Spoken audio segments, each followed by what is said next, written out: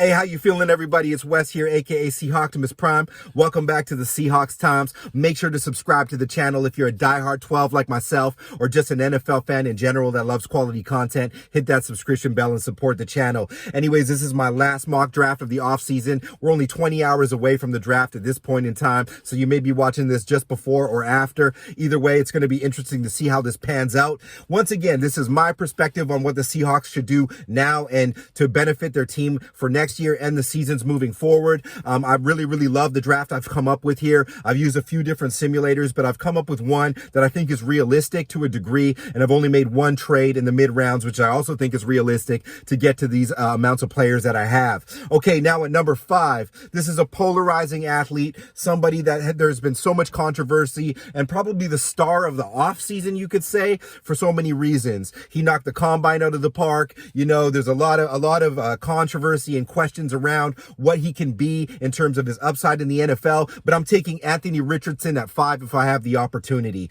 This is not to push Geno Smith out of the door. Anthony Richardson can sit behind Geno Smith for a year or two and really come into this franchise. You got to remember, this is a business. We need superstars. He could come into that. Yeah, man, maybe he could bust out. I get it, but he has better cognition on the field than people think. He's a young player that is adept to learn, and I think he wants to be great. And nobody can foster greatness as well as Pete Carroll out of players that are high talent, high upside guys with good character. I think Anthony Richardson is the perfect fit. You've heard all about him. I don't need to get into his combine numbers or his measurables. He knocked it out of the park. He is the most athletic quarterback prospect in the history of the sport, and he can throw really well. This is not Lamar Jackson. This is not Cam Newton. This is something different, and even if it takes time, I want to see it. I'd rather be the team that whiffed on this than the team that missed on this and could have hit a grand slam for a decade to come, if you know what I mean. Anyways, Anthony Richardson at 5, it is what it is. If you love Jalen Carter, if you love Will Anderson, if you love a trade down,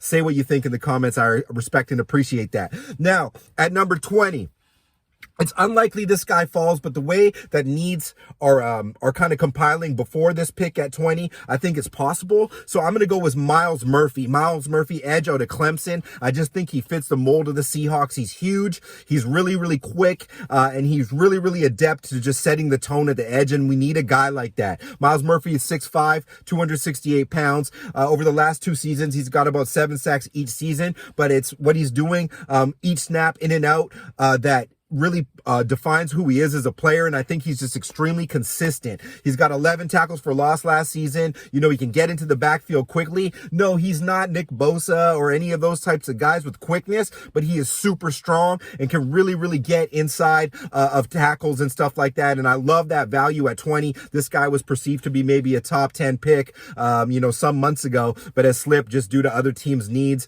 and some other hogwash about him, but I love it. Myles Murphy at 20, we get the next kind of best edge, in my opinion, at that value. Now, at number 37, this is unlikely that this player is here, but it's possible. So just consider this. Maybe we've had to move up a couple picks or not, but I'm going to say at number 37, I'm going with Mazi Smith. Mazi Smith may be a first-round pick, late first round, but I doubt it. So if I can get him between 30 and 38, if I have to make a little trade in there, that's fine. But in this scenario, Mazi Smith is the perfect interior nose guy. He is a pure run stopper. At Michigan, they had like basically no rushing yards against Michigan. He is a great two-gapping type guy. He can just stay super low at the point of attack at the snap, and he's not going to get you a ton of sacks. You know, he's not Jalen Carter. He's not Keanu Benton. He's not a pass rusher, but I think he can develop some of that. But most importantly, he can get push and free up Draymond Jones. He can free up Myles Murphy. He can free up Chetna Nwosu. These are the types of guys we need. We need a true nose in this draft. Everybody knows it.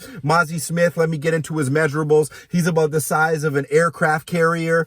He has his legs are the size of full sequoia trees, and he is very quick. You do not need to know. He's just a huge man that's played in a great defense and knows what he's doing, and it has a high motor, and I love it. Mazi Smith, almost a must-have for Seattle. At number 52, you know, I've had so many questions of whether or not they should pick this position this high, but at value, it seems to consistently be falling here. And I'm going with Drew Sanders. Drew Sanders out of Arkansas. He's big. He's 6'4", but he's not huge like weight-wise. He's 235. He transferred from Alabama because he couldn't get minutes to Arkansas, and he just exploded on the scene in Arkansas. He can get edge to edge. He can rush gap. He can rush off the edge. You know, he's kind of like a TJ Watt type. He's not as strong as that, but he actually can be a true middle linebacker, and I think especially, or at least a goodwill, taught by Bobby Wagner in this system, he can be a great player. And I love Drew Sanders. He's got awesome upside. He's young and he's played against the best. And I think he can be a really, really good linebacker in the NFL, and something we need right now with Devin Bush being a question mark of how effective he can be. And you've got Bobby Wagner, obviously older. Maybe we get a year or two out of Bobby, but what a better time to coach somebody with that much upside in Drew Sanders out of Arkansas. I like him at 52. Now at number 83, another really tough position for me. Do we go and try to get a Roschon Johnson? Do we try to address back here? I'm going to go play the upside of Marvin Mims. Marvin Mims out of Oklahoma University. He's 5'11". He's like 170 to 190, soaking wet kind of guy, but he is dynamic at route running. He's very, very quick, Marvin Mims. He runs 4.38, but he can get in and out of breaks, kind of like a CeeDee Lamb type of guy. Not really comparing that just because he went to Oklahoma, but he's really, really awesome downfield. And, you know, he's not exactly the same as Tyler Lockett. You know, he's a true slot guy to me.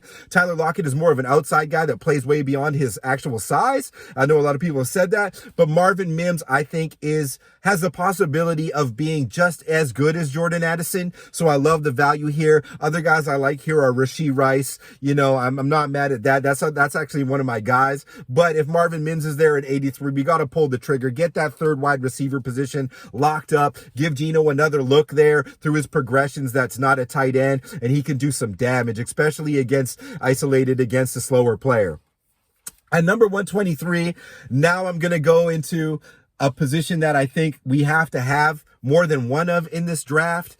And the player that I didn't like obviously didn't fall to this position. But at 123, I'm going to take Israel Abanikanda out of Pittsburgh. He's a running back. He's about 5'11", just over 200 pounds. But what he is a real downfield threat, or a downhill threat, with amazing elusiveness and agility and ability to break tackles, also with good hands. He's strong. He reminds me of Alvin Kamara quite a bit in his ability to just kind of shake defenders and just break people off if they try to tackle him at the hips and the legs. But he's very explosive. You know, he's fast, but it's not about the 40 speed fast. He just can really just come in and out of breaks and get to the sideline really, really like quickly and diagnose safeties and linebackers coming at him. That would be an awesome compliment to Ken Walker, because Abanikanda can run with power as well. So I think he could be better in those short distance situations than people are saying he could be. Love this kid. I think he could be one of the best backs out of this draft class. Awesome pick. So here at 145, I got pick number 145 by making a trade with the Carolina Panthers. Now that trade involved sending Noah Fant to the Panthers, so that we get this pick here. But I'm going to replace Noah Fant directly with Zach Kuntz. This is a tight end out of Old Dominion. Now his combine was crazy.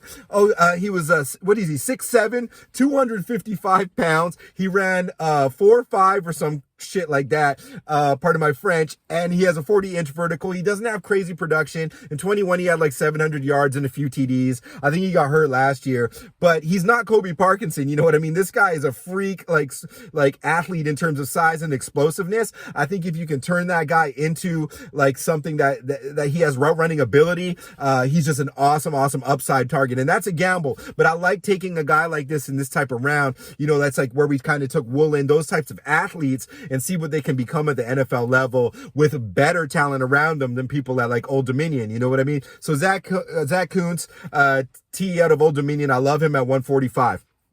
At 151, I'm going to try to replicate what I did last year. It probably won't pan out as crazy as it did, but in this range, I'm going to go corner, and I'm taking Corey Trice out of Purdue. He's 6'3", 215, runs 4.43, but he's tenacious. The boy can tackle. He's got that length that Seattle loves, and I love pairing that with Tariq Woolen, because if we have that type of player across from Tariq Woolen, and that's the reason I didn't take like a Jacorian Bennett here, like a 5'11 guy who's more of a Mike Jackson guy. I want a dominant guy so they can't keep switching taller receivers and bigger speed threat guys on the other side away from Tariq. So that would really close the door and force people to get things going inside where we can draw them into our safeties and stuff like that. So I love Corey Trice. Watch his film. Corey Trice out of Purdue. He's really awesome. He had a great combine interview, or at least I forget exactly which interview it was, but he's a really smart player and a smart kid. And I think he's going to be as good as a lot of the corners that are being touted to go way higher than him. And that includes Joey Porter Jr. I love Corey Trice's build.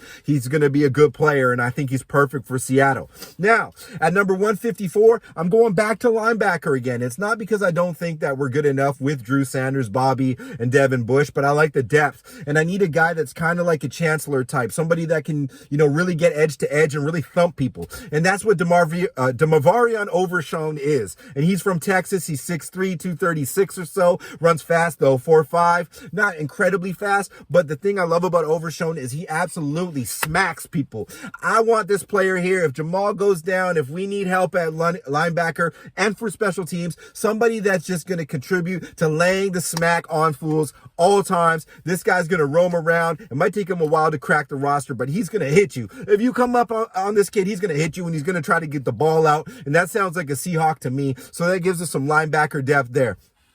At 198, let's get back to the trenches. I'm going to go with John Gaines at right guard. And why haven't I picked a center yet? Because I think that Evan Brown is a good center. And I think that Seattle's higher on Brown at center than people think. But I do want to push Kyle Fuller. And John Gaines, if you're a Pac-12 fan, he's done a great job for a long time at UCLA. And, he's opened up lanes for Charbonnet. He's really pass protected well at right guard for DTR, for Thompson Robinson. And I think he can slot right in and maybe win the job from Fuller, if not right away, but he's a good solution for the future, especially if we're looking to protect Anthony Richardson and Geno Smith. I love John Gaines. He's a huge man, and he's really good. He just really has great footwork and is very strong. Now at 237, there's so much you can do at the Mr. Irrelevant pick, but I'm going to go back to running back again because I want a true pounder, like a true short yardage guy, and I like that in Deneric Prince. He's a downhill runner. He's out of Tulsa.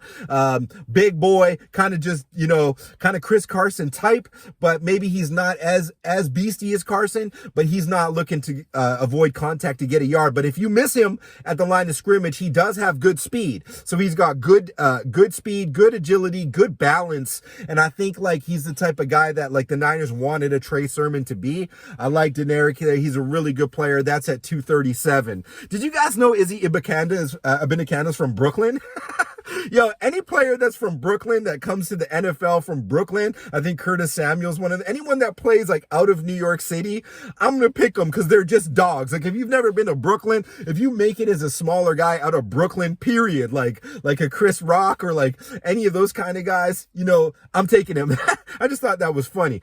Anyways, there's my draft. You tell me what you guys think. I got Anthony Richardson, Myles Murphy, Mazi Smith, Drew Sanders, Marvin Mims, Izzy Abinakanda, Zach Coons, Corey Trice, Demario Overshone, John Gaines, and Deneric Prince. Yes, maybe we should see a little bit more depth on the D-line as one of these picks, but I think in UFDA, we can get even more nose, and I think we're underrating what we have at edge right now. We don't exactly know how explosive this edge class could be if we just had some interior push from a guy like Mazi Smith. Could take a lot of pressure off of that. Tell me who you would like better in this draft, guys. I really appreciate you. In hindsight, maybe I'll switch Gaines out for some sort of DT that can kind of get some rush. Maybe we look at Pickens in the middle rounds, but I really like this draft, and I really think Seattle has a good plan.